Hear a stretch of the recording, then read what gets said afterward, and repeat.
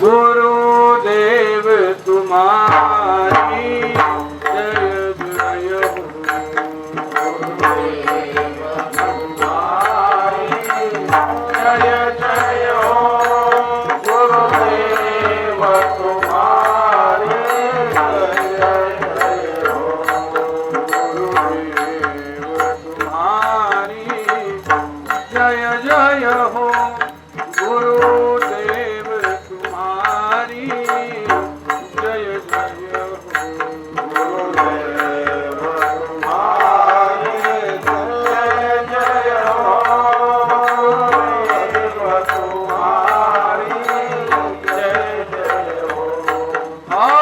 अवधूत तुम्हारी जय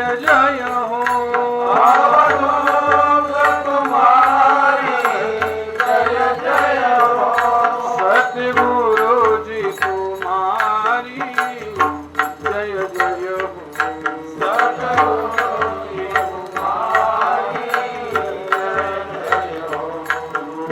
गुरुदेव तुम्हारी जय जय हो।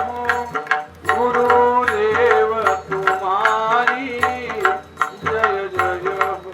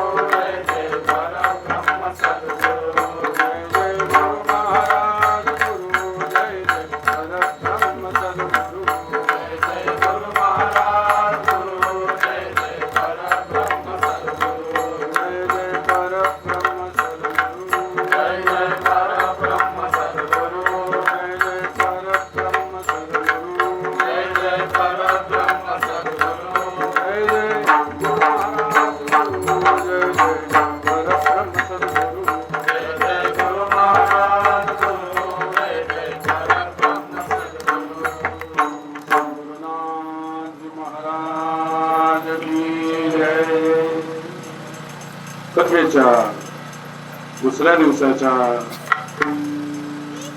क्रमांकावर आपण शिवपुराणाचा कालचा शेष भाग बघणार आहोत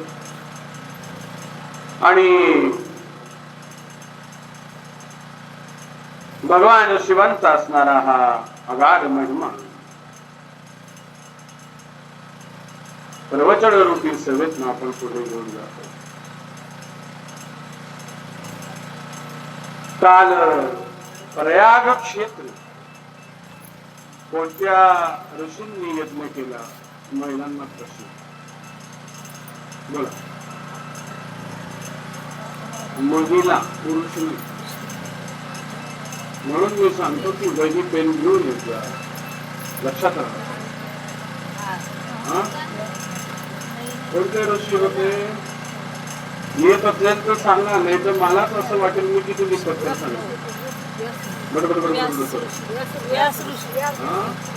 व्यासांनी तुझं संभाषण केलं. यज्ञाचं आयोजन कोणी केलं? चला आता इकडे जातो. चला सांगा.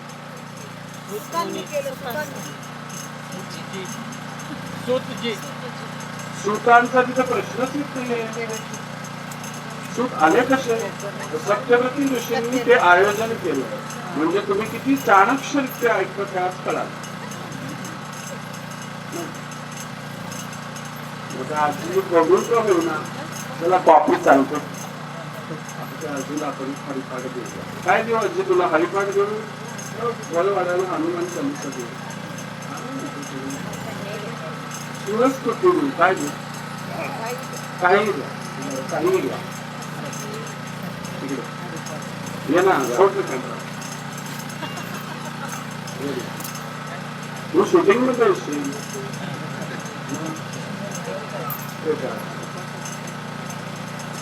चला द्या का. शेवटच्या दिवशी पैठणी आहे ना? हा एकदा शेवटच्या दिवशी पैठणी आहे ना?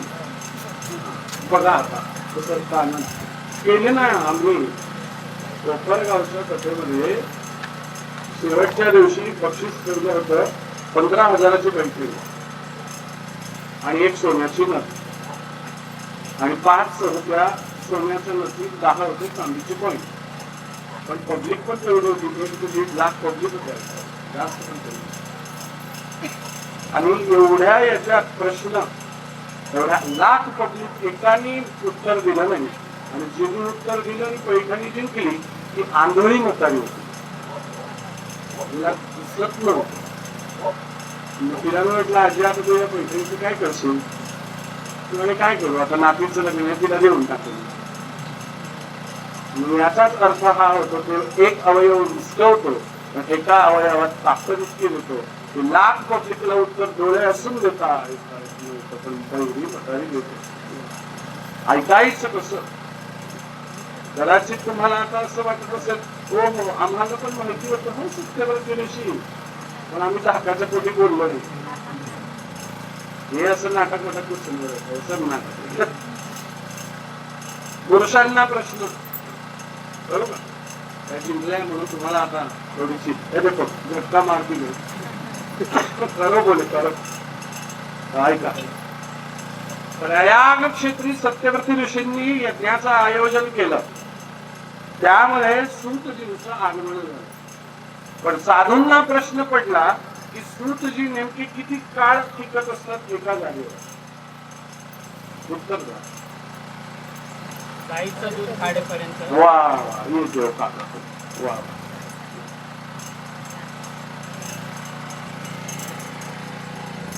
बघा हरिपाठ वाचा हा पण गाईचं दूध काढेपर्यंत. पुढच्या वर्षी आलो तर आपण नक्की साड्याचं भांडे, साड्या, लिमनचे ड्रेस. चला मग यज्ञामध्ये अनेक प्रकारचे प्रश्न विचारले. त्यात शिवमहापुराणाची महात्म्य सांगणारी कंस्कंद पुराणातली जी कथा येते, कारण की जेही पुराण आहेत त्यांचं महात्म्य सांगितलं गेलं स्कंद पुराणाला धरून. श्रीमद भागवत असो, देवी भागवत असो, त्या सगळ्यांचं महात्म्य स्कंद पुराणाला धरून सांगितलं गेलं. देवराज ब्राह्मणाची कथा आहे. देवराज नावाचा एक ब्राह्मण होता. माझे बारीक शब्द कानात लक्ष द्या. देवराज नावाचा काय होता? ब्राह्मण. तो ब्राह्मण कोणाला म्हणाला?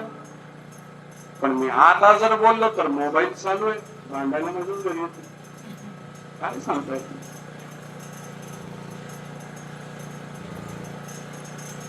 ब्राह्मण असून स्नान विरहित होता.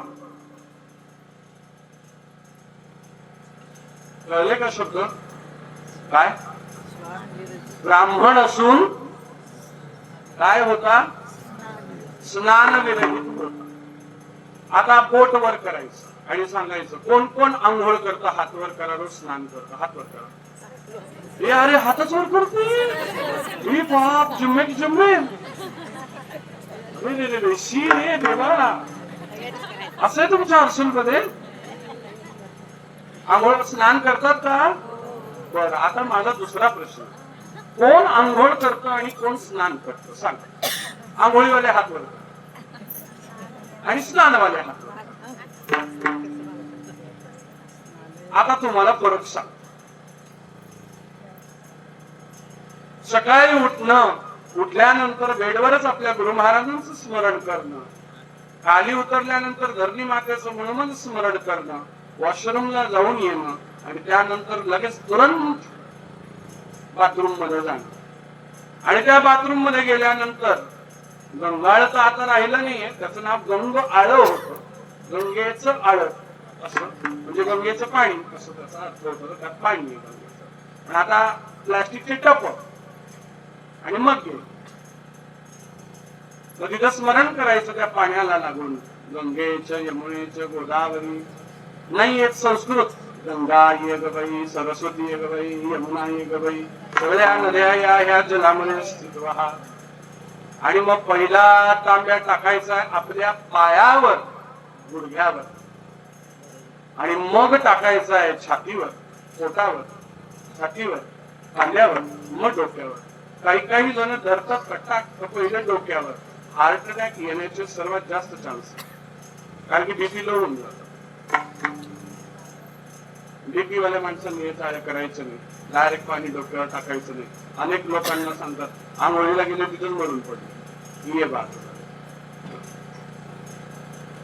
मग तिथे काही जरी येत नसेल, सुंदर देव अरे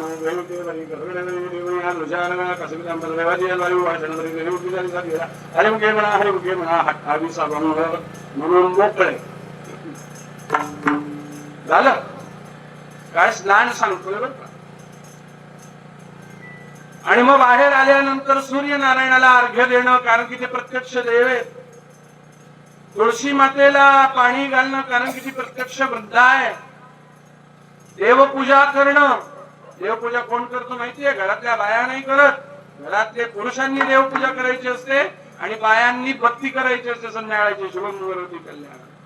देवपूजा पुरुषांनी करायची. देव नांदवायचे, देव नांदून झाल्यावर सगळ्यांना गंध लावायचा. आता नांदवायची पद्धत पण सगळ्यांची आता कशी एकच, सगळे स्वतःचा रुमाल रोज धुतील, पण देवपूजाच्या कपड्याचा वाज बघ खूप वाचा येतो. यांना जर इनडायरेक्टली मी म्हटलं ना शेंबूड पुसत त्याच्याने, ते पण नाही पुसणार. मग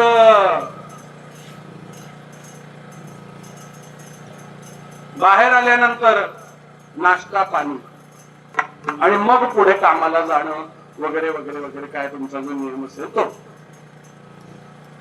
याला म्हटलं गेलंय स्नान. आता कोण करतं असं रोज सांगा. आणि मग जो असा रोज करत नाही त्याला म्हटलं गेलंय अंघोळ. म्हणून जास्त करून अंघोळीवालेच जास्त असतील. ज्या अर्थी स्नानाचे हात वर आले नाही त्या अर्थी समजून घ्यायचं, अंघोळीवालेच जास्त असते. आता मग अंघोळ पुत्र पण करतात. तुकाराम महाराज तर काही ठिकाणी एकदम स्पष्ट बोलतात, नित्य नियम जो करत नाही आणि तसंच खातो तो श्वान आहे, कुत्रा आहे. पण जो नित्य नियम करतो त्याची महिमा आगाध आहे. त्याला यम सुद्धा हात लावू शकत नाही. मी नाही बोलत, माऊली बोलतोय. नित्य नेम नामे ते प्राणी दुर्लभ, लक्ष्मी वल्लभ दया, लक्ष्मी वल्लभ दया सवरी, लक्ष्मी वल्लभ दया सवरी. किती सोपा उपाय. लक्ष्मी अधिक वल्लभ म्हणजे नारायणासह लक्ष्मीला जवळ करायचं असेल तर फक्त किती सोपा उपाय. नित्यनेम नामे ते प्राणी दुर्लभ. पण मग तुम्ही नित्य नियम करताय का आंघोळ करताय तो तुमचा तुम्हाला प्रश्न आहे. इथे सांगितलं देवव्रत ब्राह्मण होता पण स्नान विरहित होता, प्रेताच्या हाताने जेवत होता. मग म्हणाले आता रोज काय स्मशानात जायचं आणि प्रेताच्या हाताने खायचं? सत्य आहे. आलेलं आहे. परत सांगितलं बघा चक्कर मारते बघून. तर काय चमत्कार आहे. आवाजच बदलून टाकला तुझं. वा रे वा. प्रेताच्या हातातनं खाणं म्हणजे जे हात कधी दान करत नाही ते हात प्रेताचे. कधी दिसलं हर्षण मधलं गेलेलं माणूस उठलं आणि प्रेतात म्हणतले थांबा थांबा 2 मिनिटं मला दान करून येऊ द्या मग मला जाळा. प्रेत कधी दान करतं का? नाही करत. म्हणून जे हात कधीही दान करत नाही ते कशाचे हात आहेत? प्रेताचे हात. घरी जाऊन उद्या पहा असे कोणते आपलं लक्षात. बायकोचं नाव तर त्याहून सुंदर शोभवती. नावात पण फार गंमत आहे. काय नाव आहे? शोभवती. पण आता नावावरनं माणसं ओळखली जायची हो. पण आता नाव आहे गंगाधर आणि आंघोळ नाही महिनाभर. हे बात अलग हो जाती. शांता नाव होतं काकूंचं. काय नाव होतं? पण भांड्यांचा दणका आहे का? इथून तिथं भांडे आपटायचे. नावाविरुद्ध काम डायरेक्ट भांडे आपट.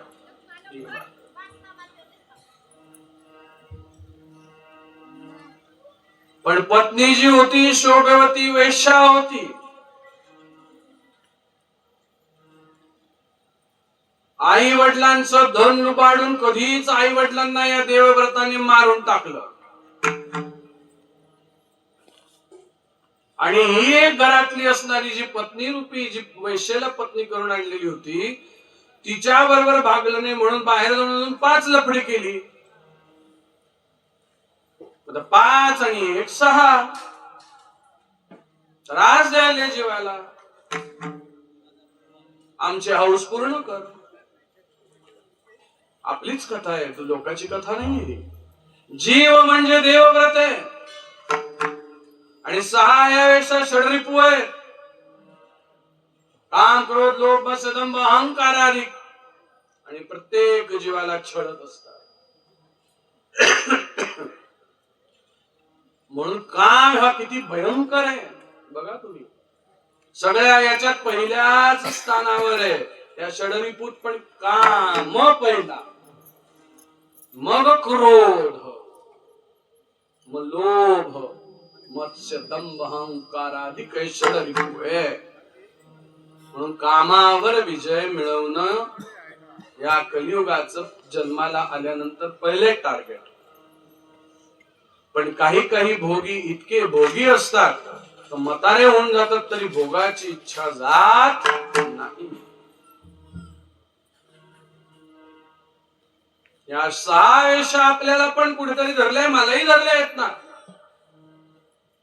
कोणाला काम जास्त आहे, कोणाला क्रोध जास्त आहे, कोणाला लोभ जास्त आहे, कोणाची प्रीती कुठेतरी जडलेली, व्यसन जास्त. मला आहे, स्पष्ट सांगतो. तुमचं काय झालं माझं मी सांगतो. माझं चित्त पुस्तकांच्या ठिकाणी फार व्यसन, प्रचंड व्यसन. माझ्या स्वतःच्याच घरात एवढे पुस्तक आहे का हे आवरायला जर लागले तर यांना धाकच पडतो. हे आवरायचं कसं. आमचा जितू पहिले काय करतो, त्याचे फोटो काढतो. फोटो आणि मग फोटो काढल्यानंतर परत तसेच लावत चालतो. कारण की त्याला माहितीये या बाबाला झोपेतनं जरी उठवलं तरी हा सांगेन इकडच्या रांगेत इकडच्या क्रमांकाचं इकडचं पुस्तके जाऊन खाली घेऊन ये. हे पाठ आहे मला कुठे काय ठेवलं.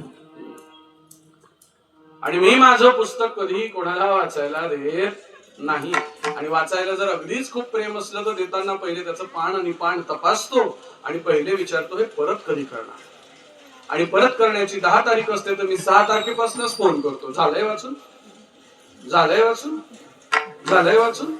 10ला पुस्तक घरी आलं का त्याला तिथंच बसवतो. पान चेक करतो कुठं फाटलंय का, कुठं काही केलंय का. कारण किती आपजी वैभव आहे त्यावर तर आमचं बोलणं आहे, त्यावर तर अभ्यास आहे. म्हणून पुस्तकाच्या ठिकाणी माझा प्राण अडकतो.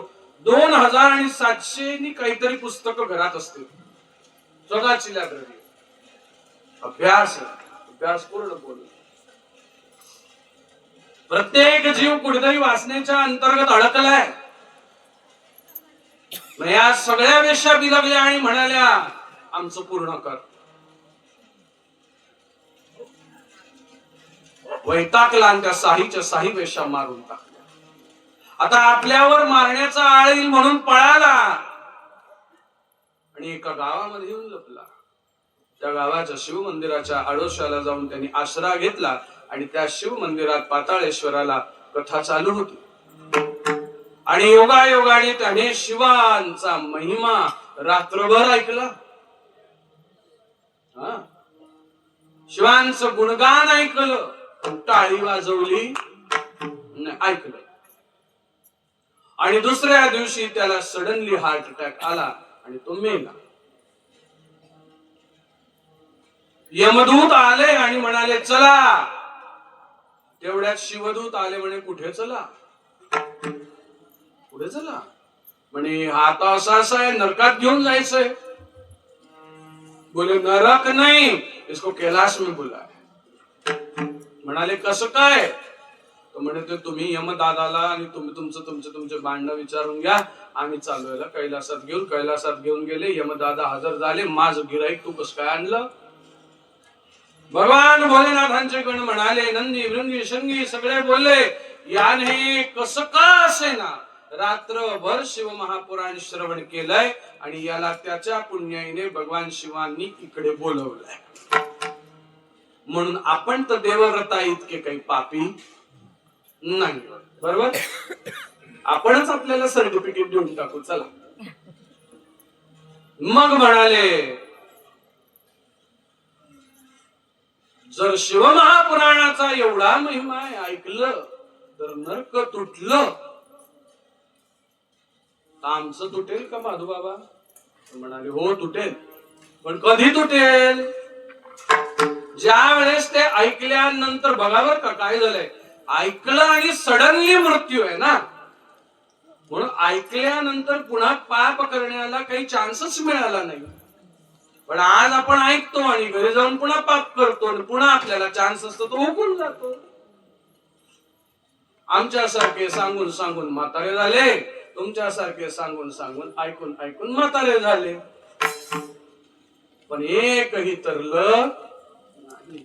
म्हणून कुठेतरी नामदेव महाराजांना पण मग याची जाणीव झाली आणि मग नामदेव महाराजांनी म्हटलं, नामा म्हणे ग्रंथ श्रेष्ठ ज्ञान देवी, एक तरी योवी अनुभवावी. का वाचावी? मग आपण काय करतो? वाचावी ज्ञानेश्वरी, डोळा पहावी पंढरी, हे क्रम करतो नाही का? असं नाही चालत. अनुभव पाहिजे. देवव्रत ब्राह्मणाचा उद्धार शिव महापुराणाने झाला. असं हे शिव महापुराणाचं महात्म्य ऐकल्यानंतर सर्व ऋषीमुनींनी पुन्हा सूतजींना प्रश्न केला, का हो, शिव महापुराण हे कसं आहे? कोणी रचलं आहे? श्रवणाचा विधी काय आहे? तुमच्यासाठी आता पृथ्वी तलावर कसे प्रगटले शिव, त्यांची पूजा कशी केली गेली पाहिजे, अनेक प्रश्न विचारले आणि त्यांचं उत्तर द्यायला सूतजींनी सुरुवात केली.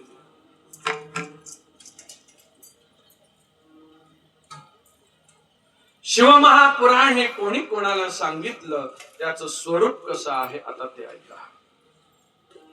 वेदाच्या समवेत हे पुराण सांगितलं गेलंय.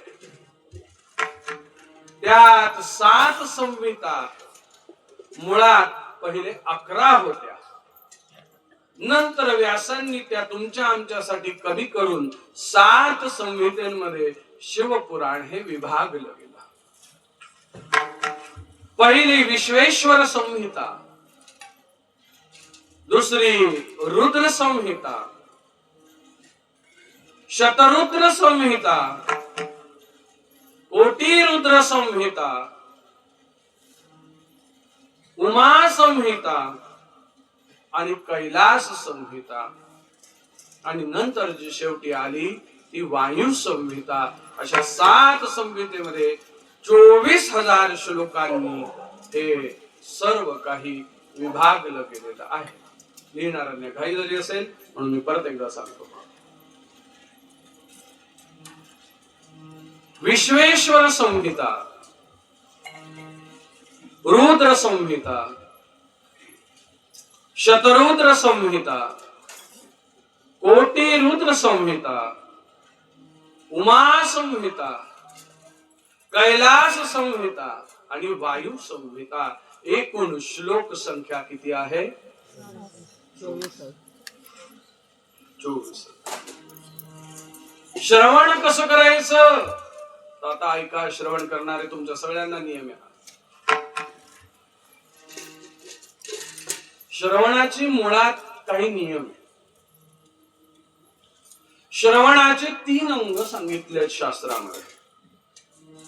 मी आधीच बोललो होतो, कथेत कथाच चालणार आहे. आता बाकी काही तमाशा, हसवा हसवीन, कुसवा कुसवीन, रडारडी कुछ नाही. शिव एक शिव, कथा कथा. आता ऐका. कुठे गेले हरिबाबू? आले ना? सुबह तो आए थे, बोले बाबा सब त्रंबक के ट्रस्टी ने बोला हमें बहुत भारी बाबा मिल गया तुमको. मैं बाबा गायब हो गया. किधर गए हरिबाबू? सगळे आहेत हे घर पे मिळणे. तुम्ही देवाचा नमस्कार करताना तुम्ही बाहेर चहा घ्यायला गेले तर परत नाही खोलीत आले. म्हणजे आम्हाला त्र्यंबक मध्ये असे म्हणे तुम्हाला कालिकानंद महाराज कुठे सापडले, आता कथा खूप छान होणार पण बाबाच ऐकायला.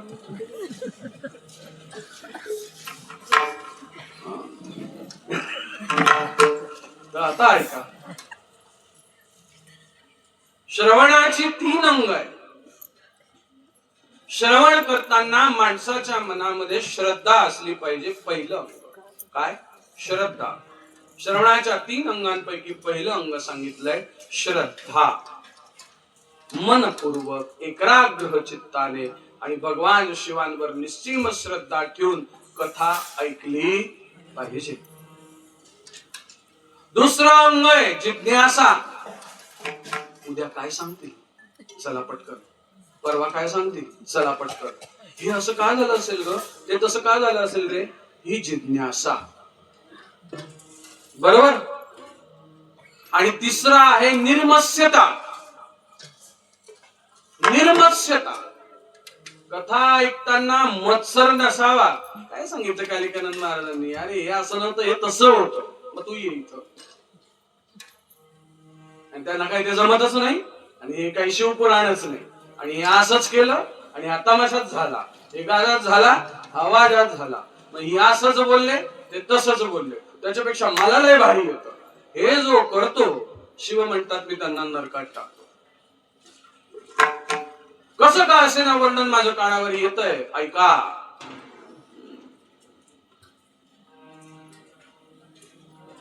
वक्त्याच्या चुका काढू नये. म्हणजे मी मला सेव्ह करतोय असं नाही. वक्त्याच्या चुका काढल्याच पाहिजे. सकाळी संजू माझ्याकडे आले होते, आठवलं मी का बोलतोय आता. ते आले आणि माझ्याकडे उभे. म्हटलं इकडे या संजू भाऊ, कीर्तनाचा स्तर किती घटलाय आज तुम्हाला मी दाखवतो.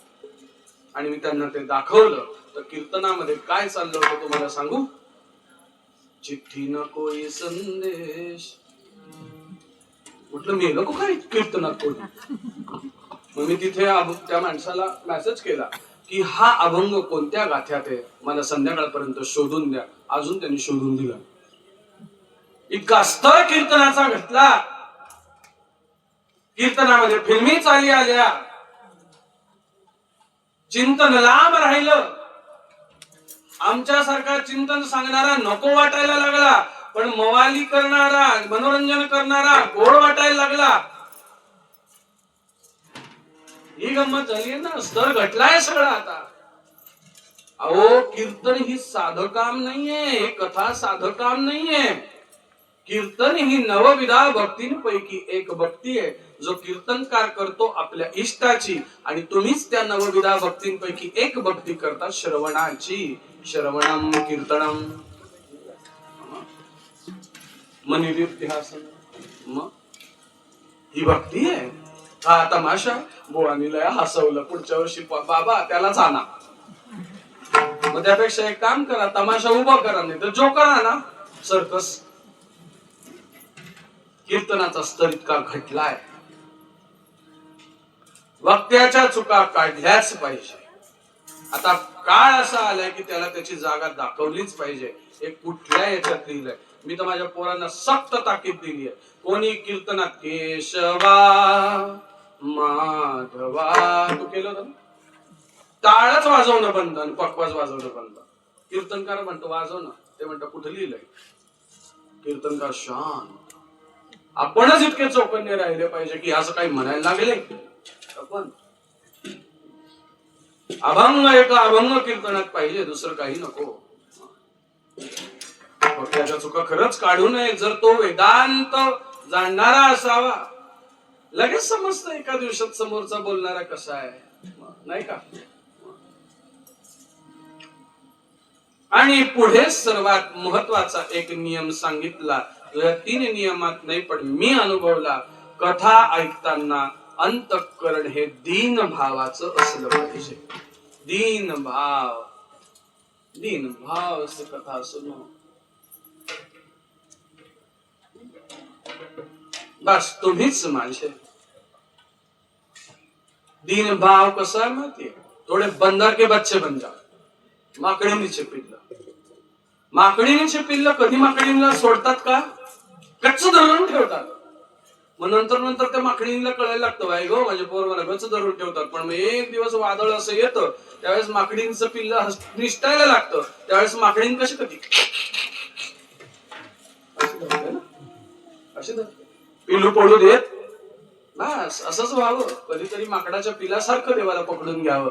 कधीतरी या संसाराच्या वादळात तुम्हाला तो अलगत असा धरी बाजूला काढून घेऊ. ही गुण पाहिजे ऐकणाऱ्यांमध्ये.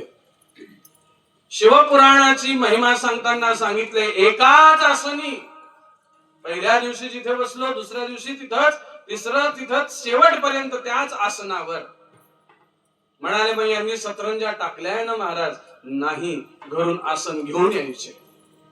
म्हणजे एका आसनीवर बसण्याचं, कथा ऐकण्याचं पुण्य मिळतं. आणि कथा ऐकताना एकामेकांना चिटकून नाही बसायचं. हे एक नियम दिला. का तर ती जर हल्ली किंवा तो हल्ला तर आपलं चित्त हे थारावरनं जातं आणि आपण पण तिकडे पाहायला लागतो. आणि कधी कधी काय होतं, कथा जाते राहून पण साडीवरच नजर बसते.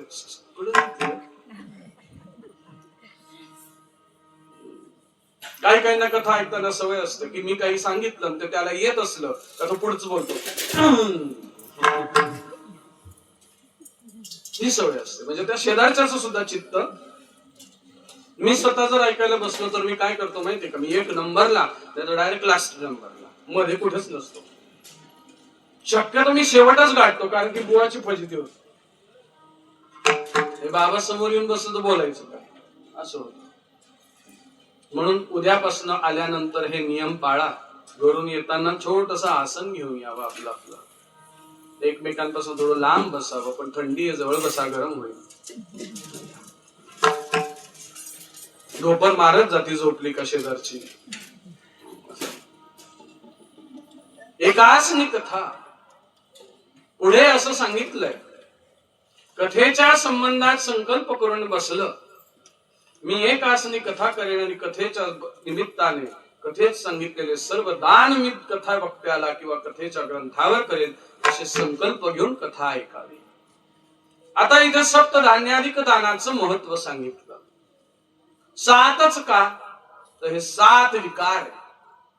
हे 7 विकार रूपी धान्य हे प्रभू आम्ही तुम्हाला अर्पण करत आहोत. आम्हाला याच्यातनं मुक्त करा, म्हणून हे देणं देणं. पूर्वीची सोय अशी होती की ब्राह्मण दीन होता, त्याला खाय प्यायची काही व्यवस्था नसायची. म्हणून या सप्तधान्यावर त्याचं पोट भरत असे. म्हणून नीट दिलं पाहिजे. नाहीतर देवा त्या पप्याला त्या जित्याला त्या विकायला विचारा, असे सप्तधान्य देतात रे देता. माझी आई महिना गाळवळ अर्धी होती. गाळले का किडे, परत त्याच्यात परत गाळले का किडे, परत त्याच्यात परत किडे. अरे देतातच कशाला? आम्ही काय मागायला आलो का? बरं देताना तुम्ही तुमचे षडरिपू सप्तरिपू आम्हाला देऊन टाकले, तुम तो हो गए खुल्ले. तर आम्ही दान घेतलं म्हणजे तुमच्यात आम्ही अडकलो, हे लक्षात घ्या. दान द्यावं कोणी, दान घ्यावं कोणी, याची फार महती. बरं आता तर काय झालंय, जो ब्राह्मण नसतो तोही दान घेऊन पडतोय. पण एक लक्षात घ्या, तुम्ही म्हणाले दानम समर्पयामी, तुम्हाला करतोय. मग मी म्हटलं माधवबाबा खूप छान कथा सांगितली, हे माझ्याकडनं तुम्हाला सप्तधान्य 1-1 किलो घ्या. आनंद झाला ना? झाला. पण गंमत काय झाली माहिती का? तिथे फसलो गेलो. हे 1 किलो धान्य देऊन मोकळे होऊन गेले, पण त्या 1 किलो धान्यासाठी यांच्या पापासाठी तुम्ही जप किती केला निस्तरायला सांगा. सांगा ना. देऊन तर मोकळे झाले पापरूपी भांडवल, पण ते वटण्यासाठी माझ्या बँकेमध्ये कॅश आहे का? माणसं जे घेतात ना ते कॅश आहे का विसरून जातात. हळकुंड येऊ दे, बदाम येऊ दे, हे कधी जप नको, त्याच्यासाठी परिहारार्थ काही नको, काहीच नको. मग काय होतं माहितीये? मग यांच्या घरात एखाद्या पीडित पोरग जन्माला येतं असं. बघा तुम्ही, अनुभव घेऊन बघा. कुठेतरी मतिमंद येतं, कुठेतरी गतिमंद येतं, कुठेतरी पोरगीच पळून जाते, वंशाला कलंक लागते, कुठेतरी मुलगाच नालायक निघतो, बात कीर्तनकाराने संध्याकाळी त्याला हाणतो. म्हणून एक लक्षात घ्या, 5 रुपयाचं तेल शनिदान देण्यासाठी गोड लागतं, पण शनिदान घेणाऱ्यांनी विचार करावा. नीलांजनम समाभासम रविपुत्रम यमाग्रजम छाया मातंड संभूतम तम नमामि षडेश्वरम. हा एवढा मोठा मंत्र एक दान घेतल्यानंतर 23,000 वेळा जपावा लागतो, तेव्हा पात्र होतो. म्हणून दानही देताना नीट पाहून देत चला. देतात ना आम्हाला, पण इतकं कधी कधी त्याच्यात किडे असतात. अरे असं देवी भागवतामध्ये बाया तुम्ही ओटी भरतात, साड्या देतात देवी भागवताला. काही काही साड्या तर अशा असतात की माधुबाबांनी शेंबूड पुसलं तर तिकडून निघून. मागितली होती का तुझ्याकडनं? देऊच नको ना. मग दान करून कथा ऐकली पाहिजे, हा नियम दिला. मी स्वतः देतो, माझा स्वतःचा नियम आहे. रोज घरी पूजा झाल्यानंतर जे माझ्याजवळ पैसे असतील ते तिथे टाकणार. म्हणजे स्वतःचा अजून पण नियम. जर आपण लोकांना सांगतो तर आपण पण पाळलं पाहिजे ना या सगळ्या गोष्टी, बरोबर आहे की नाही? मग दान केलं पाहिजे. सप्त धान्याधिक दान सांगितलंय. मग त्याच्यात सर्व धान्य चालतात. धान्य चालतात. काय चालतात? अन्न चालत नाही. अन्न आणि धान्यातला फरक लक्षात घ्या. धान्य तांदूळ वजा जाता सर्व धान्य, आणि तांदूळ हे एकमेव अन्न आहे. अन्नाचं दान हे जेवायच्या दिवशी तांदूळ रूपात करायचं असतं. पण सप्तधान्यात अन्नदान नाहीये, सप्तधान्यामध्ये दान आहे धान्याचं. म्हणून एकादशी जर करता येत नसेल तर एकादशीच्या दिवशी निदान अन्न तरी खाऊ नये, म्हणजे भात खाऊ नये. कारण की एकादशीच्या दिवशी सर्व पाप या भातावर येऊन बसलेले असतात. म्हणून भात खायचा नाही एकादशीला. आम्ही प्रदोष करतो. आता उद्याची काय आलं? एकादशी. आम्ही नाही करणार, पण परवा प्रदोष करणार. गुरु परंपरेचं व्रत आहे, पण उद्या भात खाणार नाही, वांग नाही, ये भात. नियम पाळले पाहिजे. म्हणून तर नित्य नियम नामे जे सांगतोय ते लक्षात घ्या. कथा ऐकताना ज्या वेळेस माणसाच्या डोळ्यात आपोआप पाणी येतं आणि असं वाटतं हे किती सुंदर आहे, हे किती गोड आहे, आणि आपोआप दाटतात, भाव दाटतो, तिथे कंठ पकडला जातो, त्या दिवशी समजून घ्यायचं आपलं आणि त्याचा टाका फिक्स झाला. फिक्स. आपण परमनंट गिराईक आता त्याचे. नैनी ताटे. मग म्हणाले वक्ता कसा असला पाहिजे? आता लक्षात घ्या. सांगणारा तो वेदांतावर विश्वास ठेवणारा असला पाहिजे. अधिकारी सद्गुरूंचा शिष्य असला पाहिजे. त्याला शास्त्राचं ज्ञान उत्तम असलं पाहिजे आणि त्याची ह्या विषयावर उत्तम कमांड असली पाहिजे. असा वक्ता शोधावा आणि मग शिवपुराण करावं. हे नियम इथे सांगितले गेले. म्हणाले शिव म्हणजे काय? मग तुम्ही एवढं सांगताय, इतकी कृपा आहे ह्या शिवांमध्ये, इतकी ताकद आहे, इतकी कृपा करण्याची सामर्थ्य आहे, पण मग शिव म्हणजे काय? जसं रुद्र. रुद्र म्हणजे काय? कोण सांगेल? रुद्र तुम्ही म्हणाल शिवांचाच अवतार. रुद्र म्हणजे रडणारे शिव, जे रुदन करतात. जे रुदन करतात, आणि रुदन करताना जो अवतार झाला त्याला रुरु भैरव म्हटलं, आणि पुढे रुद्र त्याचा अपभ्रंश झाला किंवा रुद्र भैरव पुढे आला. म्हणून ज्यांच्या घरात मुलांचं नाव रुद्र आहे, एक तर ते रडवतात, नाही तर रडतात. लक्षात घ्या. कोणाकोणाच्या घरात रुद्र आहे पहा. भयान आहे रुद्र नावाचे मुलं, अतिशय कठीण. म्हणून नाव ठेवताना पण 4 वेळा विचार केला पाहिजे की अर्थपूर्ण नाव ठेवलं पाहिजे. मग म्हणाले शिव शब्दाचा अर्थ सांगा. शिवतस्या प्रकृतादिहि वशीकृत्याः. पुढे सांगितलंय शिव म्हणजे काय? तर शिव म्हणजे शंकरोति सह शंकर इति सह शिव. शिव महापुराण विश्वेश्वर संहिता अध्याय क्रमांक 1 श्लोक क्रमांक 11, 73 आणि 77 मध्ये भगवान शिवांचा पूर्णतः अर्थ शिवपुराणात सांगितला आहे. जो सर्वांचं कल्याण करतो, कोण सर्व? इही लोक, परलोक, पाताळ लोक, त्याचे सर्व सुख, स्वर्ग, मोक्ष, प्रकृती, अहंकार, पंचाधिक सर्व हे मात्रा, शब्द, रस, गंध, ज्या या पंचतन मात्रा आहेत, सर्व काही याच्यातनं मुक्त करण्याचा अधिकार ज्या देवामध्ये, जो अधिकार ज्या देवाला आहे ते शिव आहे. शंकरोति इति सह शंकर. शं म्हणजे कल्याण, करोति म्हणजे करणारा. जो प्रत्येक जीवाचं कल्याण करतो त्याला शंकर असं म्हटलं गेलंय. जो नित्य आनंदात आहे, कोणाच्याही मध्ये कधीही अडकत नाही, फक्त देणं ज्याचं काम आहे तो शंकर है. वो शंकर इतने सस्ते कर दिए तो अभी क्या बोले. म्हणाले शंकर किती भोळे होते म्हणे. म्हटलं किती भोळे होते? मग मी तुला नेहमी सांगतो, घेतला जाशील हळूहळू बोल. माझ्याजवळ जास्त क्याव क्याव केलं तर तो कधी घेतला जाईल माझ्याकडनं याचा त्याला कधी अंदाज येतो. पकडला त्याला मी. पण शंकर भोळे होते. तो बाप आहे. मी स्पष्ट बोलतो, बाप आहे. हो म्हणे माझ्या वडिलाचं नाव शंकरच आहे. म्हटलं बाप भोळा आहे म्हणे. नाही. आता माझ्या जगाचा बाप कस काय भोळा?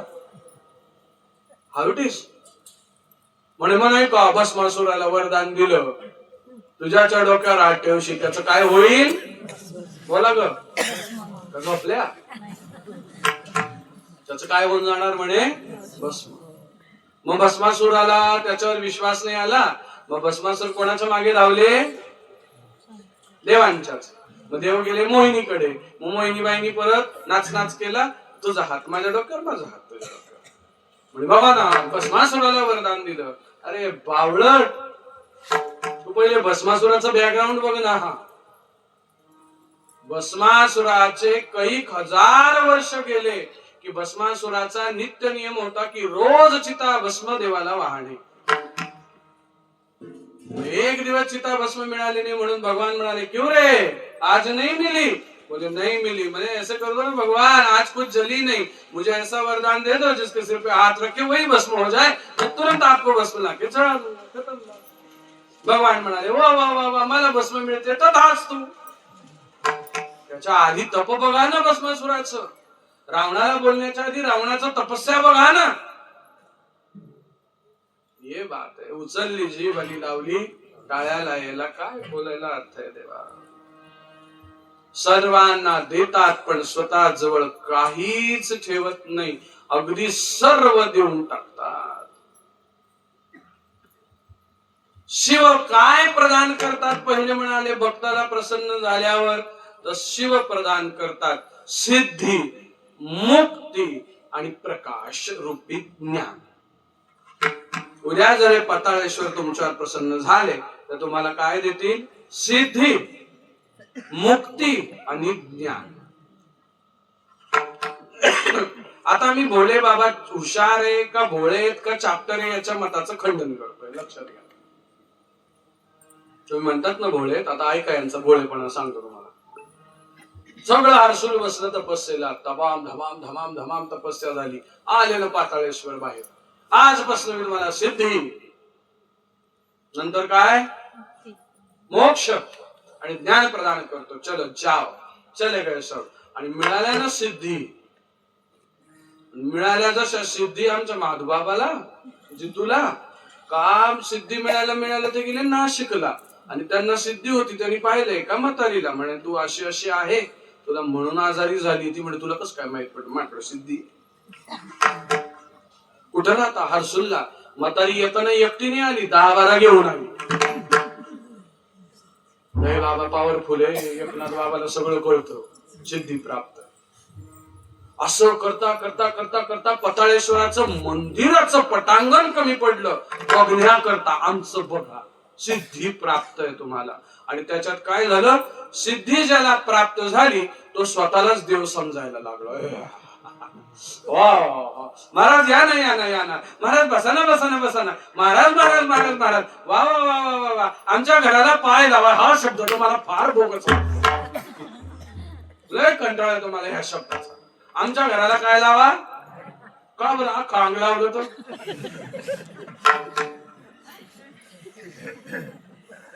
प्रॉब्लेम काय, पाय लावा म्हटलं. एक दिवस मुंबईत असं इतका कंटाळलो, मी त्या पुण्याला होतो, इतका कंटाळलो दिवसभर फिरून फिरून. शेवटी तुझ्यासारखी एक आजी आली, म्हणाली महाराज मी राहते का जाते, मग घराला पाय लावून द्या. आता तिने असंच ब्लॅकमेल केलं इमोशनल मला. मी पण चिडून गाडीवर बसलो, तिच्या गेट जवळ आलो, भिंतीजवळ. ती कशी करते बरं का, ही इथून सर्व आपलं लय वाणी दाखवतात बरं का ताई. ही जागा आहे ना ही आपलीच, मग कर ना माझ्या नावावर. घेणार नाही आफ्टर, ही आपलीच, ही भितड नाही, हे आपलंच म्हटलं, आपलंच आहे ना, दम रे म्हटलं. गाडी तिथं घेतली, गेट उघडलं, पाय लावला, गेट मध्ये बसलो. म्हटलं टाटा अच्छा हम चलते. म्हणाले घरात, म्हण तू काय बोलली होती, मग लावला ना, मग आता गप्प बस. आमच्या घराला पाय लावा, मग रिद्धी आली सिद्धी आली. मग त्या सिद्धीत तो स्वतःलाच देव समजायला लागला. पॉइंट तिकडे लक्ष द्या. आणि देवाने दिलेला जो मोक्ष होता त्या मोक्षाला विसरला, त्या पवित्र ज्ञानाला विसरला. रिद्धी सिद्धी निधी अवघीच उपाधी, जव त्या परमानंदी मन नाही. म्हणून मला ना सगळ्या ग्रंथात जर मला विचारलं तुमचा आवडतीचा ग्रंथ कोणता आहे, त्या 24 ग्रंथात, उपग्रंथात आणि 18 पुराणात, तर मी एकच नाव सांगतो, हरिपाठ.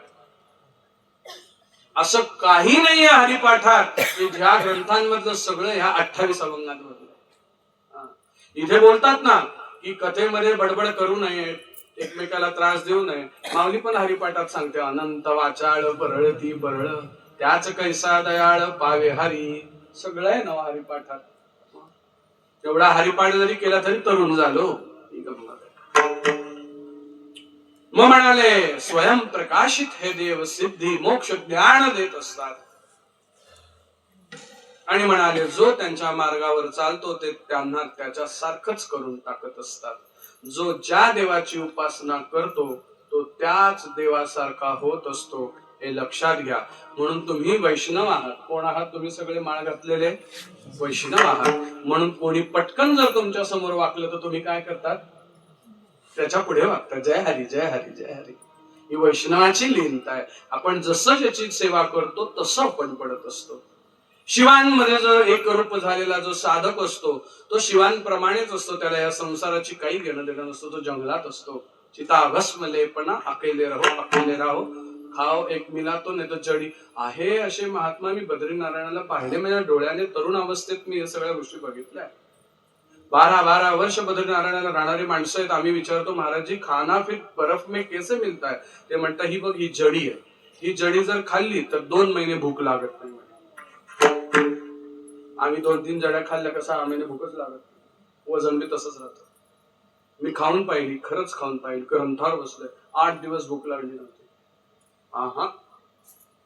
शिवांप्रमाणे त्याचा साधक तसा होतो. माझी इष्ट जगदंबा आहे. काय माझ्या जगदंबेचा ऐश्वर्य सांगू. सोन्याचा मुकुट, अष्टमीचा चंद्र, डोळ्यामध्ये मृगनयन, मत्स्याकार इकडे तिकडे बघणं, गळ्यामध्ये आभूषण. आहा हा हा. कधी देवी भागवत जर घेऊन आलो तर मग सांगेन. बघा तुम्हाला इथून जे सुरू होते तर कमरेपर्यंत, पायापर्यंत मेखला, तोडे, पासोळ्या, पैंजण भरगच्च सोन्याने भरलेली आहे. ऐश्वर्य संपन्न आहे. म्हणून तिला काय म्हटलं माहितीये? मा राज राजेश्वरी. जगदंबेला काय म्हटलंय? राजराजेश्वरी. राजेश्वरी सारखं राहते, राज्य करते या संपूर्ण पृथ्वी तलावर. अशा आईचा जर मी लेकरू आहे तर भिकारी जाऊ का? मग तुला मला विचारायचं काहीच राईट नाही माझ्या हातात अंगठ्या किती तोळ्याच्या आहे. तू दिल्या. मला बोलतात ना महाराज तुम्ही जरा स्वच्छतेकडे जास्तच लक्ष द्या. चपडे मस्त एकदम छान. पण भिकारी राहू कस काय? माझी आई जर इतकी श्रीमंत आहे, तिचा पोरगा थोडा तर तसा श्रीमंत दिसला पाहिजे की नाही? देव जसं आपण ज्या देवाची सेवा करतो आपल्याला देव तसे बनवतात. समर्थ रामदास स्वामी महाराजांनी हनुमंताचीच उपासना केली तर समर्थ रामदास स्वामी तसेच होते फलदंड भीमरूपी महारुद्रा. म्हणून जो शिवांची सेवा करतो त्याला मोक्ष मिळत असतो बाळा. आणि मग म्हणाले का हो तुम्ही हे सगळं सांगताय तर खरंच शिव मोक्ष देतात का? म्हणाले हो. ते दिसतात का? म्हणाले हो. ते असे समोर डोळ्यांनी आपण बघू शकतो का? हो. पण कधी रे? ज्या वेळेस अनंत जन्म घेऊन ती पुण्याई एकत्र येईल त्यावेळेस ते होईल. स्वामीजी सांगायचे आता हा माझा 98वा जन्म आहे, मला 108 नंतर शिव प्रत्यक्ष दिसते. ते स्वामीजींचे वाक्य. अजून मला एवढे जन्म घ्यायचे पुढे 10 आणि त्याच्यातही मी शिवांचीच सेवा करेन तेव्हा मी शिवांना असं पाहिजे. इतकं ठामपणे स्वामीजी सांगायचे. भगवान शिव हे नेत्राला दिसतात पण नेत्र तसे पाहिजे. सगळ्यांनी हात जोडले. कथेमध्ये ज्यावेळेस हात जोडले म्हटलं का हात जोडत जावे जरा, म्हणजे तिथपर्यंत तो नमस्कार पोचत असतो. हे लक्षात घ्या. कथेमध्ये गंगेचं वर्णन आलं का समजायचं ज्ञान आलं. कथेमध्ये यमुनेचं वर्णन आलं का समजायचं भक्ती आली. कथेमध्ये सरस्वतीचं वर्णन आलं का समजायचं आता वैराग्य आलं. सर्वांनी हात जोडून सांगितलंय की म्हणाले आम्हाला कृपा करून विनंती करतो सांगा ना हे भगवान शिव कसे प्रगट झाले. मग म्हणताय ऐका. खूप पूर्वीची एक गोष्ट आहे. या पृथ्वी तलावर संपूर्ण ठिकाणी जलमय होत. त्या जलातनं श्रीमद भागवत असं सांगतं की नारायणाची उत्पत्ती झाली. आणि त्यांच्या नाभी कमलातनं कोणते देव जन्माला आले? त्यांचं नाव आहे ब्रह्मदेव, जे 5 मुखाचे होते. किती मुखाचे? मी उद्या विचारेल. 5 मुखाचे ब्रह्मदेव होते. तप तप तप आवाज आला आणि दोघांनी काय सुरू केली? तपस्या सुरू केली. आज तुम्हाला आराम. आज मला कथा खूप ओढायची म्हणून वाजवायचा म्हणून. तप तप तप दोघांनी तपस्या केली खूप सुंदर. मग तपस्या पूर्ण झाल्यावर 4 तोंडाने खाली पाहिलं आणि बघितलं. तू कोण? म्हणे मी नारायण. माझ्याच नाभी कमलातनं तुझा जन्म आहे. म्हणा शक्यच नाही. मी तुझा, कारण की नाभी उलटी अशी घुसलेली नाभी कमळाचं देठ. म्हणून हे असं. तो म्हणायचा असं. दोघात युद्ध सुरू झालं. युद्ध थांबेच ना. आणि असं करता करता युद्धात कोणीतरी शिष्टाई करावी म्हणून एका अग्निस्तंभाचं प्रागट्यकरण झालं आणि तो अग्निस्तंभ बोलू लागला. तुमच्यात मोठं कोण आणि छोटं कोण हे मी ठरवणार. तर मी या तुमच्याही आधी पृथ्वीवर आहे. म्हणे कसा न्याय करायचा? म्हणे जो कोणी माझं खाली तळ शोधेल किंवा वरती माझं डोक्यावर जाऊन बसेल तिथून एक एक वस्तू घेऊन जो माझ्यापर्यंत येईल तो मोठा. जो पहिले आला तो. ब्रह्मदेवाचं वाहन होतं हंस. त्या बाबाचं सर्प. यो म्हणे मी पाण्यात जातो. यो म्हणे मी बुर्र उडतो. गेले पाण्यात इतके दिवस पाण्यात फिरले. इतके दिवस पाण्यात फिरले तुम्हाला काय सांगू. शेवटी हरले आणि वर आले आणि त्या अग्निस्तंभापुढे असे हात जोडले. देवा नमस्कार करतो. हरलो. तुझा अंत काही सापडत सरेंडर कर दिया. ब्रह्मदेव कुठे उडताय? ते अग्निस्तंभ जे होते ते काही वर्ष झाले तसेच उभे होते, म्हणून त्यांच्या पायाला मुंग्या आल्या आणि ते असे हलले. ठेव ठेव असं हलले आणि त्यांच्या डोक्यावर असणार केतकीचं फूल खाली पडलं आणि ते केतकीचं फूल येऊन पडलं ब्रह्मदेवांच्या हातात आणि केतकी आणि ब्रह्मदेवाच्या फुलाचा संवाद सुरू झाला. Hello, how are you? आता असंच आहे, आम्ही कितीही सांगतो हॅलो हाय छोडीये जय श्रीराम बोलिये, पण शक्य नाही. म्हणाले आपलं नाव? ती म्हणाली माझं नाव केतकी. कुठे राहतात? या अग्निस्तंभाच्या डोक्यावर. आता एक माणसाचं डोकं चांगलं विचार करतं का 5 तोंड चांगले विचार करता? बोला ना. म्हणजे फिट आलं का बरं शांत बसले? एकाच का दोघा 5चं? मग तुम्ही का बरं 5चं ऐकता? तुम्ही का 5चं ऐकता? तरी मनुष्याला हेच कळत नाही ना तुझं आहे तुझं पाशी,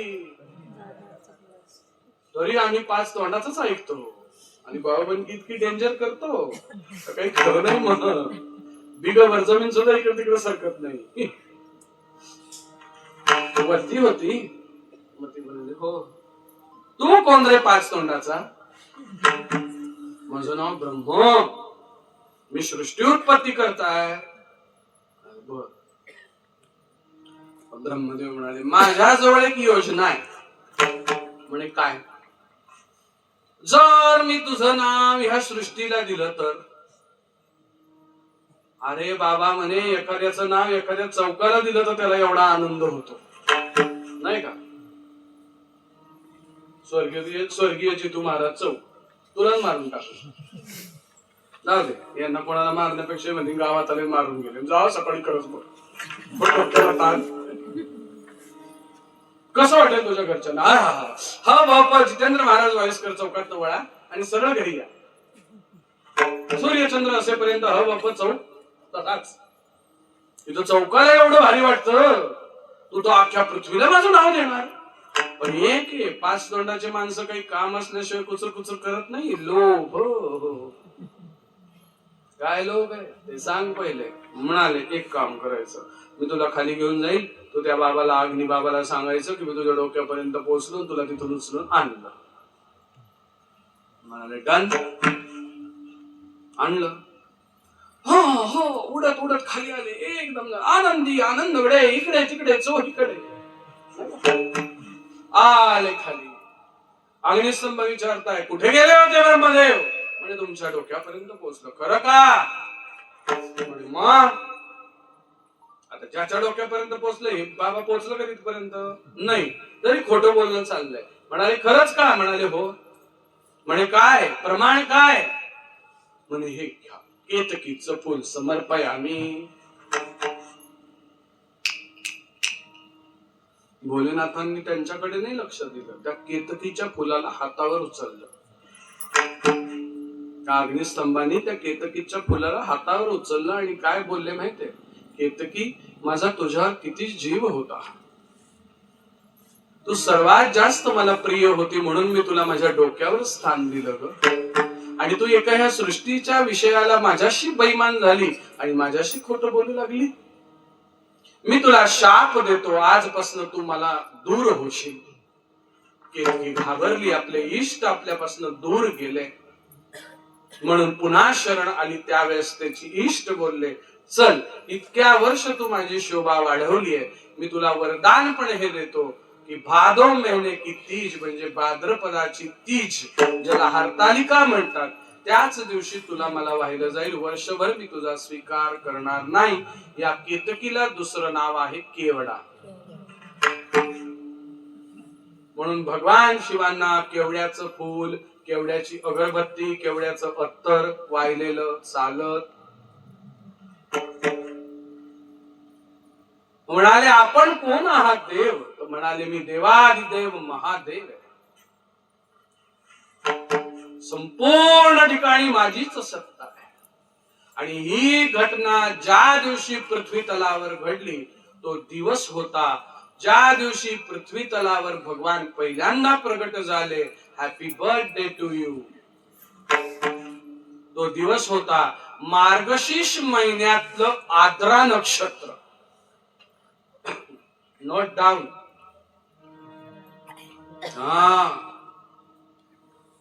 मार्गशीर्ष महिन्यातलं आद्रा नक्षत्र हे भोले बाबांचं पृथ्वीवर येण्याचं पहिलं नियोजन.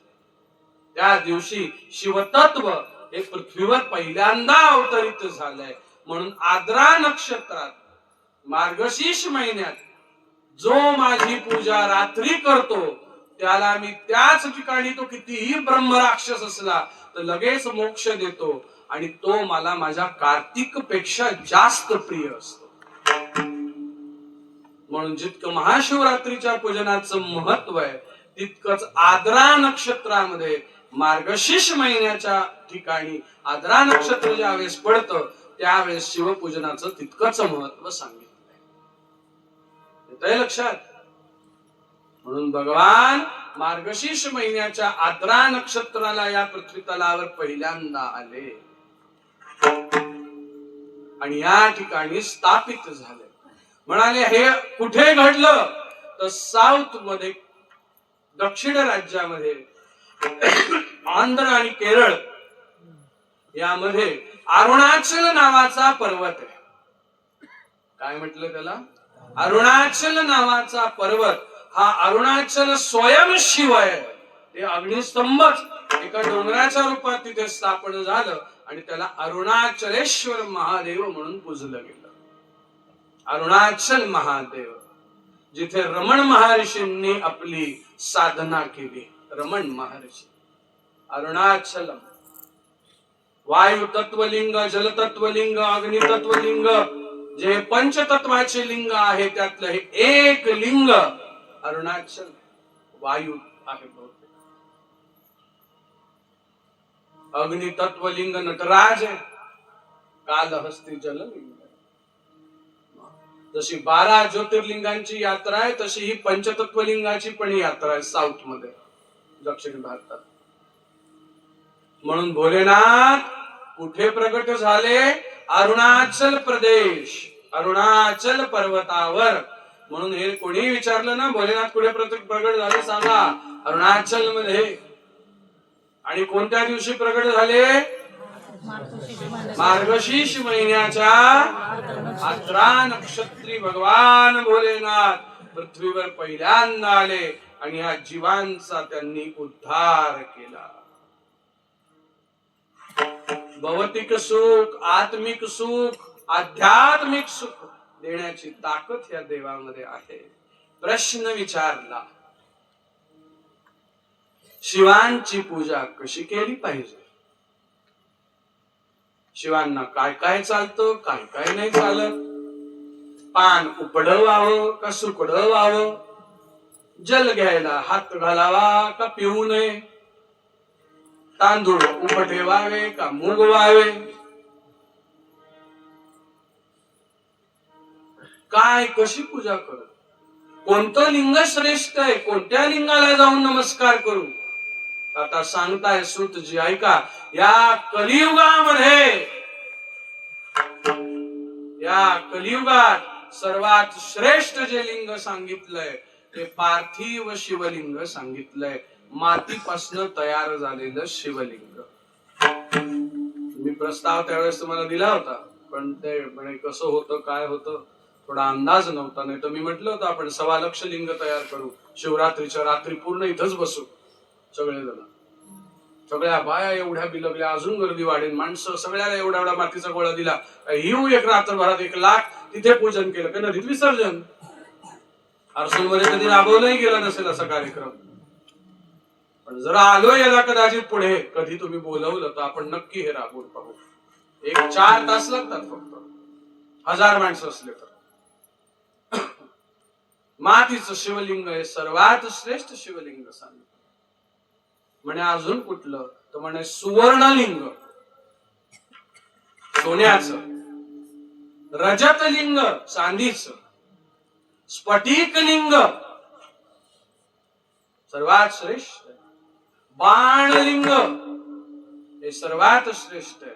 आणि म्हणाले याच्यातहून सर्वात श्रेष्ठ काय आहे पूजण्यासाठी, तर म्हणाले ज्यांच्या ठिकाणी गुरु महाराजांनी प्रसाद रूपी दिलेलं शिवलिंग आहे ते सर्वात श्रेष्ठ आहे. आणि योगायोगाने ते माझ्या देवपूजेत रोज आहे. आताही तुम्हाला पाहायचं असेल तर सकाळी या, दाखवतो तुम्हाला. येतच नाही पण कोणी, बिबट्या काय सकाळी येत नाही. त्या ठिकाणी नीलकंठेश्वर चंद्रमौलेश्वर भगवान आहे. दूध ओतल्यानंतर कसे दिसतात भगवान? निळे होऊन जातात. हो, स्फटिकावर दूध ओतलं का आमचे शालिग्राम भगवान आणि त्या दोघांच्या काय अंगात येतं काय माहिती, सगळे निळे निळे निळे निळे दिसतात. गुरु हस्ते मिळालेलं शिवलिंग सर्वात श्रेष्ठ शिवलिंग. मग म्हणाले पूजन कसं करावं. म्हणाले तुम्ही तर हे लिंग सांगितलंय, मग ज्योतिर्लिंग ते तर स्वयंलिंग आहे, ते तर सर्वात श्रेष्ठ आहे. पताळेश्वर स्वयंभूलिंग आहे, सर्वात श्रेष्ठ आहे. संत महात्म्यांनी स्थापन केलेलं लिंग सर्वात श्रेष्ठ आहे. त्या ठिकाणी चंडा अधिकार नाहीये. सांगेल मी ही कथा पण पुढे. म्हणाले शिवांचा नैवेद्य खाल्लेला चालतो का? चालतो. हात वर करा. बरं नाही नाही हात वर करा. तुम्ही म्हणाल हा इकडून बी धरतो तिकडून बी धरतो, म्हणून त्यापेक्षा नकोच याच्या नादी लागले. शिवांचा नैवेद्य या विषयावर आता बोलतो नीट ऐका. शिवांचा नैवेद्य जर दुरून जरी चाललेला आहे घरातनं देवाकडे, त्या नैवेद्याला जरी बघितलं आणि नमस्कार केला तर त्या जीवाला तिथेच मोक्ष सांगितलं, तिथेच मोक्ष. इतकी ताकद शिवांच्या नैवेद्यामध्ये. म्हणाले खाल्लेला चालतो का? 1000% चालतो, 1000%. पण अधिकार आहे तेवढा पचवण्याची पण ताकद पाहिजे. मग आपण काय करतो, सकाळी शिवांना नैवेद्य झाला का नैवेद्याचं ताट कुठे जातं? घरात जातं, सगळ्या स्वयंपाकात परत टाकून देतो, म्हणजे सगळ्यांना महाप्रसाद होतो. रोज आता जोपर्यंत मी येतो पर्यंत शिवप्रसादच शिवप्रसाद. ये ज्या घरामध्ये जो शिवांना नैवेद्य दाखवला जात नाही त्या घरात कुठलीही देवता राहत नाही. नारायण तर पहिलेच भागे जाते, मेरे इष्ट को खिलाते नहीं तो मैं रहूं क्यों, पहिले भाग जाते. मग म्हणाले 16 असते काय रे ते व्रत, सोमवार पशुपती, तर तिथला शिरा आणलेला खाल्लेला चालतो का? चालतो. पण ते लिंग स्थापन कसं याच्यावर विचार आहे. जर ते लिंग असं बनवलेलं असलं, त्या लिंगाची साळुंका आणि लिंग एकत्र असलं, त्याच्यावर असे नाग आहे, मग 4-5 कमिटीची माणसं जयपूरला गेले आणि घेऊन आले, ते लिंगाचं चालत नाही. मी सांगितलं काय, सोन्याचं, चांदीचं, बाणलिंग, स्फटिकलिंग, गुरुलिंग, स्वयंभूलिंग यांचं चालतं. कारण की ते चंडाला अधिकार दिलेला नाहीये, बाकी ठिकाणी चंडा अधिकार, म्हणून तिथलं नैवेद्य चालत नाही, तिथलं खायचं नाहीये. मग म्हणाले भगवान शिवांना काय प्रिय आहे खायला, तो उसके भी तो कोई चॉइस होंगे ना. नारायणाला काय प्रिय आहे? नारायणाला सर्वात जास्त काय प्रिय आहे? उद्या शोधून या. जगदंबेला काय प्रिय आहे सर्वात जास्त?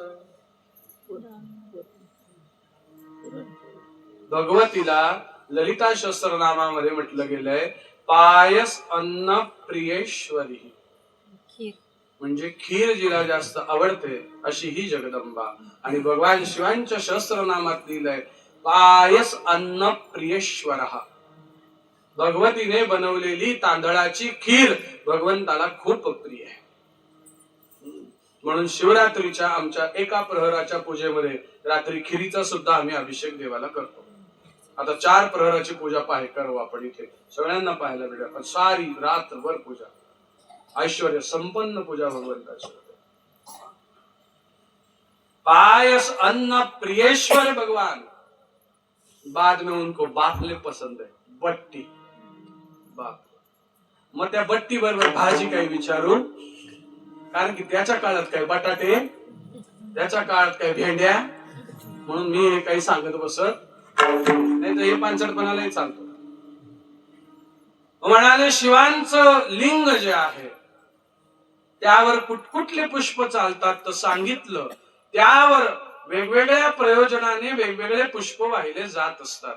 काही कारके, तारके, मारके, आशीर्वाद वचके, कृपा वचके, तसे तसे फुलं तिथे वाहिलेले चालतात. म्हणाले आम्हाला काहीच नाही कळत कुठलं फुल व्हायचं.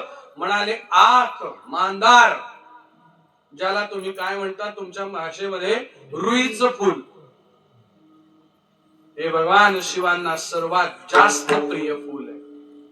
आणि भगवान शिवांना त्याच्याच एक विषयात जर संबंधित पाहायला गेलं तर त्या फुलाला म्हटलं जातं धोत्रा. आणि त्या धोत्र्याचं काय असतं? एक दिवस प्रदीप मिश्रांनी काहीतरी टीव्हीत सांगितलं हो, आणि पप्प्यान मी गाडीवर येत होतो, बॉम्बे नाक्यापासनं तर घरापर्यंत कन्हेराचे झाडं लावलेले. सकाळी गेलो दुसऱ्या दिवशी तर सगळे फुलं, संध्याकाळी पाहतो तर एक फुल नाही. मागच्या अधिकात प्रयोग दिला होता त्यांनी, 2 बिट्टीचे फुलं वा. बरं झालं, सकाळी मॉर्निंग वॉकला जायचं तर धोत्र्याला कोणी सगळं विचारत पण नव्हतं. याला म्हटलं धोत्रे गेले कुठे रात्रीत? पहाटे 3लाच बाया फरार. इतका डेंजर आहे यार धोत्र्याचं फुल वाहनं. यातनं काय शिकवण दिली दादा माहिती भगवंताने? तुम्ही मला काटे द्या, मी तुम्हाला फुलच देईन. धोत्र्यात काय आहे दादा? विष का अमृत आहे? विष. धोत्र्यासारखा विषारी पदार्थ कुठे नाहीये. तुम्ही मला विष द्या रे, मी तुमच्या संसाराचं अमृत करेल, हे सांगितलं. मग कुठलं विष द्या? हे षडरूपी विष मला अर्पण करा ना, मी तुम्हाला अमृत देईल. म्हणजे काय करेल? मी तुम्हाला माझ्यासारखंच करून टाकेल, एकदम छान सुंदर. पण लोकांनी हा अर्थ घेतला आणि अख्ख्या हर्सुलचेच धोत्रे पळाले. काय बोलावं आता? हे केल्याने ते होतं, ते केल्याने ते होतं, ते केल्याने ते होतं, सगळं होतं. पण त्याचा कायिक अर्थ, वाचिक अर्थ आणि वैज्ञानिक अर्थ पण लक्षात घ्या. मुलं जर काही प्रयोग करून जर परीक्षा पास होत असतील तर अभ्यास करण्याची काही गरज आहे का? मग मी तुला तर कलेक्टर केलं असतं, जा बाबा. असं नाही चालत. ज्या वेळेस सर्व प्रयत्न थकतात, अभ्यास केला असून सुद्धा लक्षात राहत नाही पण प्रांजळपणे विसरतो, त्यावेळेस तो प्रयोग करून 100% सक्सेस होतो. हे केलं पाहिजे. एका मठ्ठाला जर ते दिलं तर कसं शक्य? पण माणसाने सतसत विवेक बुद्धी सोडली आणि अख्खे देवाचे मंदिर येणे केले. आमच्या नाशकात तर 6 वाजेनंतर मंदिरांना कुलप राहता, कुलप महादेवाच्या. मी विचारलं का हो? म्हणे नाही हो, त्या वायाला घाण करता, सकाळी आम्हाला आवरावं लागतं.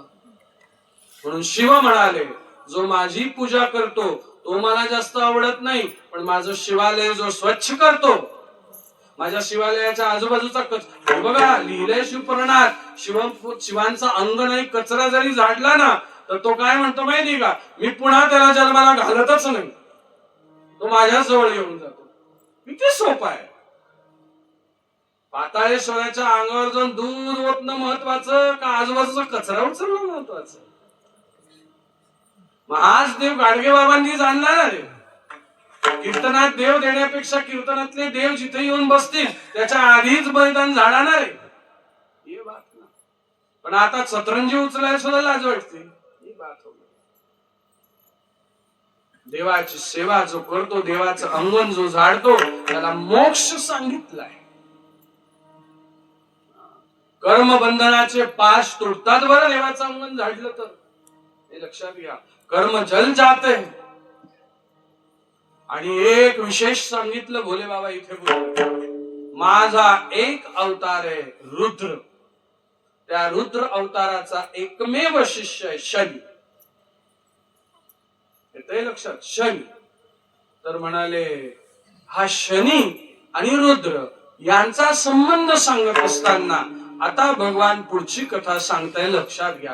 हे तर ऐकलं, पण भैरव रुद्र प्रगट कसे झाले तर ज्या दिवशी ब्रह्मदेव खोटं बोलले की मी वरुण केतकीला खाली घेऊन आलो, त्यावेळेस त्या अग्निस्तंभाला राग आला आणि त्या अग्निस्तंभातनं एक भैरव प्रगट झाले आणि त्या भैरवानी जे ब्रह्मदेवाचं खोटं बोलणारं मुख आहे ते धरलं आणि तिथेच उडवून टाकलं आणि ते ब्रह्मकपाल देवाच्या हाताला चिटकलं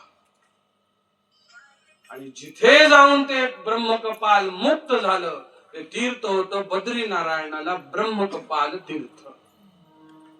म्हणून तिथे जाऊन श्राद्ध केलं पाहिजे आपल्या आई वडिलांचं, जिथे ब्रह्महत्येचं पाप सुद्धा दूर होत असतं. असं जे हे देवाचं भैरव स्वरूप आहे, त्या भैरव स्वरूपाचा एकमेव शिष्य आहे शनी.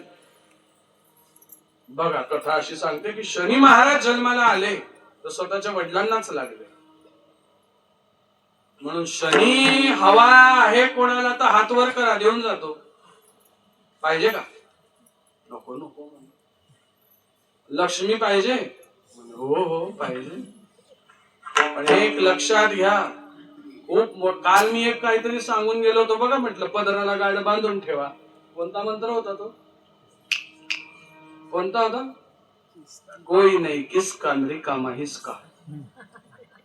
आता आजचा मंत्र देतो, जिसने नहीं छोड़ा उसके बाप को वो क्या छोड़ेगा आपको. मग तुम्ही संजू असा, कुंभ राशीत 7.5 चालू आहे, मीन राशीत चालू आहे सध्या, मेष राशीत चालू आहे सध्या. मग मी कुंभावर बोललो, तुम्ही संजू असा, सुनील असा, सलीम असा किंवा स्वीटेंडेन असा काहीतरी ते. पण त्याला काही धर्माचा विचार सांगितलेला नाहीये. तो ग्रह आहे आणि तो लागणार म्हणजे लागणार. अशा या शनीला कोणी जवळ करत नव्हतं शिष्यत्व म्हणून. शनिदेवाची आई छाया ती याला भैरव लोकात घेऊन गेली आणि भैरव लोकात घेऊन गेल्यानंतर भगवान भैरवनाथांच्या पायावर घातलं, म्हणाले देवा असं ऐकलाय आपला महिमा की ज्याला कोणी नाही त्याला आपण आहात शिवस्वरूप, याला स्वीकारा. आणि भैरवनाथांनी शनीला स्वीकारलं. 75,000 वर्ष विद्या शिकवली आणि शनिदेव भगवान भैरवनाथ प्रसन्न झाले. म्हणाले आजपासून तुझी विद्या पूर्ण झाली, जाव. म्हणाले देवा गुरुदक्षिणा. मग म्हणाले एक द्यायचं असेल तर एक दे. जो हरिभक्त असेल, जो देवाची सेवा करत असेल, आई वडिलांपासून एकनिष्ठ असेल, सर्वांना कमीत कमी दुःख देत असेल, आशाच्या वाटेला जर तू 7.5 गेला आणि त्यांनी जर तुला तेल वाहिलं, लक्षात घ्या मी काय बोलतोय. मशनीला म्हणाले तेल कस काय? म्हणाले भैरव बोलायला लागले तेल मला प्रिय आहे सर्वात जास्त. भैरव बाबाला प्रिय आहे कोणतं तेल? मोहरीचं तेल, तिळीचं तेल. जो तुला राईचं तेल 7.5 काळात वाईल कोण? असा माणूस. प्रत्येक माणूस नव्हे हो, नाही तर उद्या चालला चालतो. जो तुला येऊन तेल वाहील, तू मला वचन दे, तू त्याच्या राशीत त्याला कधीही त्रास देणार. वचन दिलं. म्हणून जो हरिभक्त आहे, जो दुःख देण्यास दुसऱ्याला कमी आहे, त्याने जर देवाला श्रद्धेने शनीला तेल वाहिलं तर शनिदेव त्याला त्रास देत. अनेक अनेक अनेक अनेक अनेक रूपाने ही कथा पुढे पुढे सरकत चालली. भौतिक सुख, आध्यात्मिक सुख हे सगळे देणारे माझे शिव. आता पहा बर का गंमत काय घडली. सूतजी, शौनकादिक ऋषी मुनी, सत्यव्रती ऋषी खूप छान हे सगळं ऐकताय. आणि मग एक जण मध्येच बोलला, म्हणून मध्ये मध्ये बोलायची सवय नसावी. बापरे म्हणे, हे शिव इतके सुंदर, इतके दिसायला छान, इतके गोड, इतके भोळे, इतके छान, द्यायला सगळ्यांनाच तयार. आता बोलायची काही गरज होती काही? हो, हे तितकंच सुंदर आहे बरं का गाई. भगवान भोलेनाथ सर्व देवांमध्ये दिसायला सुंदर आहे. या जगात इतकं कोणीच सुंदर नाही तितके ते सुंदर आहे, म्हणून नारायण सुंदर आहे. बापासारखा पोरगा अतिशय सुंदर आहे. देवाची हाईट किती माहितीये का? 72 किलोमीटर. हायटेड आहे. 72 किलोमीटर आत्ताच ते योजनावर इथं त्यांनी दिलेला आहे हिशोब. तर मी किलोमीटरने सांगून दिले डायरेक्ट. इथून तर नाशिक रिटर्न हाईट.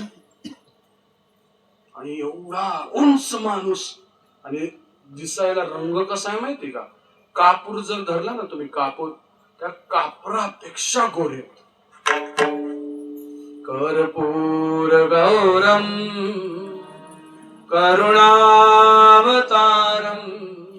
कापरासारखे गोरे. गौरम करुणावतारम संसार सारम भुजगेंद्रहारम, भुजाचा नागाचा हार. सदा वसंतम सदानंदी हृदयारविंदे. भवम, भवम म्हणजे कोण? शिव. भवानी सहित नमामि, तिच्यासह तो अधुरा आहे. हे आरतीत म्हटलं का तुम्ही काय जाळता? त्याच्या पुढचं कळस सांगू का आता? घालीन लोटांगण वंदीन चरणम. तुम्ही कसे करता माहितीये का? गोल गोल राणी ताईता पाणी, गोल गोल करता की नाही? बघा आज आरतीत करू आपण. नुसतं इकडून मी घालीन लोटांगण म्हणून त्या बाया घर कर घर कर माणसं कर. तिथं काय लिहिलंय हो? घालीन, बोला ना ग, काय म्हटलंय?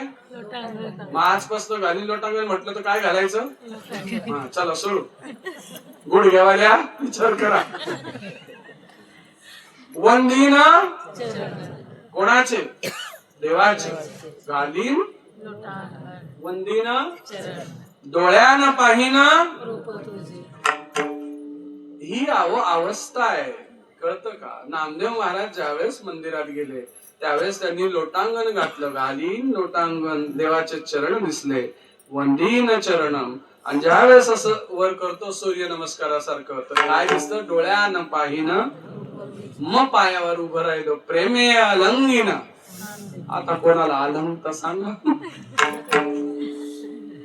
अनंते पूजिन भावे ओ वाळीन. स्पष्ट अभंग मी कीर्तन पण केलंय याच्यावर. म्हणे नामा. आता तुम्ही काय काय करता सांगा ना. अशा बाया गिरगिर गिरगिर. हे बंद करा आजपासून. हे आजपासून बंद झालं तरी तुमची कथा पावली. हे नाही करायचं असे येडे चाळी कर कर कर कर कर कर. उलट त्यावेळेस हा भाव आला पाहिजे. देवा नामदेव महाराजांचा जो भाव होता तो माझ्या मनात येऊ नये. देवा मी मानसिकरित्या घालीन लोटांगण वंदीन चरण डोळ्यान पाहीन श्री हरी रूप तुझे. प्रेमे अलंकीन. हे देवा मी तुला अलंगितो, तू पण मला अलंगन दे. भावे ओवाळीन म्हणे नमा, मी पण तुला ओवाळतोय. देवा नामदेवांसारखं माझ्यावर कृपा कर. एवढं कळत नाही तर अच्युतम केशवम वामनारायणम कृष्ण दामोदरम. जाऊ दे ते सोड. वक्रतुंड नाही तर काय? सरळ सोंड वक्रतुंड त्रिनयना म्हटलं काय? काय वक्रतुंड त्रिनयना. धन्य तुझी म्हटलं दादा. काय बोलावं? प्रसन्न वदने प्रसन्न होशी निजदासा.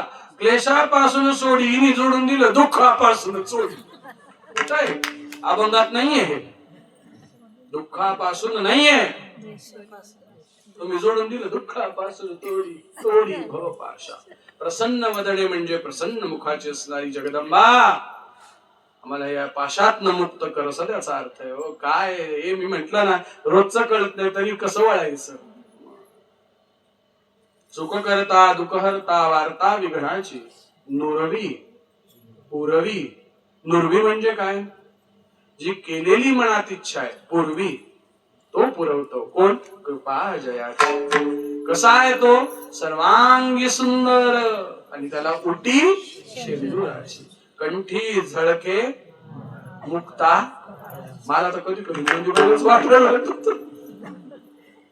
म्हणून मी आरती म्हणायला लागले, काही गुपचूप माझं बसून घेतो, तुम्ही जाणून तुमचा देव सांगेल. लवतवती विक्राळा, काय बोलावं. त्या ते लवतवती विक्राळा जर कळालं असतं ना, तर तुम्हाला मला शिवपुराण सांगावंच लागलं नसतं. एका वाक्यात आहे तिथं सांगितलेलं. तिथे सुंदर आहे शिवपुराणाचं वर्णन लवतवती विक्राळामध्ये केलेलं, माहिती का? विभूतीचे उधळण शिशिकंठ निळा, विभूती सारखं पांढरा, विभूतीचे उधळण शिशिकंठ निळा, हरिसा शंकर शोभे उमा विल्हाळा, जय देव जय शिव शंकरा, स्वामी शंकरा, आरती हो वाळू कर्पूर गौरा, जय देव जय देव. बघा बरं किती सुंदर आहे. परवाच मला कोणीतरी एका वाक्यात शिवपुराण सांगा असा प्रश्न विचारला. म्हटलं हरी हरी हरी मंत्र हा शिवाचा, म्हणते जेवाचा तया मोक्ष. एका वाक्यात शिवपुराण. म्हणाले तुला कोणी सांगितलं रे शिव भोळे? नाही नाही मला माहिती शिव भोळे. म्हणे ऐक आता तुला एक कथा सांगतो. चांगुणा नावाची एक राणी होती. ती शिवभक्त होती, पण तिच्या पोटी संतान नव्हतं. रोज देवा पुढे जाऊन रडत असे की मला मूल दे, मूल दे, मूल दे, माझ्या वंशाला दिवा दे, दिवा दे. मी काय सांगतोय लक्षात घ्या. तिच्या पोटी काय नव्हती? संतान. आणि इकडे ती काय मागते? वंशाला दिवा. संतान असणं वेगळं आणि वंशाला दिवा मागणं वेगळं. संतान म्हणजे मग तो मुलगा असो किंवा मुलगी असो, संतती होणं हे गंमत. याच्यातनं एकच असतं की ज्या स्त्रीला संतती होत नाही तोवर तिचं आईत्व सिद्ध होत नाही, तिला मोक्ष नाही, असंच ग्रंथ सांगतात. आईत्व सिद्ध होतं, ममत्व सिद्ध होतं, स्त्री ही पूर्ण होते, आपलं तारुण्य गमावते, पण आई होते. संतती मागायची होती ना, मुलगा का मागत बसली? वंशाला दिवा नको का? मग तुमच्या घराला आहे का दिवा? माझ्या संबंधातला काही विचार उद्याच्या सत्रात येऊन मग उद्याची कथा या ठिकाणी थांबलीच आहे. आता कथा याच ठिकाणी पूर्ण विराम देते असं जाहीर करतो आणि झालेली सेवा स्वामीजींच्या चरणी अर्पण करतो. उद्या येताना घरून जमलं तर थैल्या आणतात, त्याच्यात एक आसन घालून आणा आणि असं मस्त बसा एकदम छान. म्हणजे निदान 2-3 दिवस तरी एक आसनी बसण्याचं पुण्य तुम्हाला मिळेल आणि हा सगळा लाभ तुमच्या पदरात पडेल. कोणतरी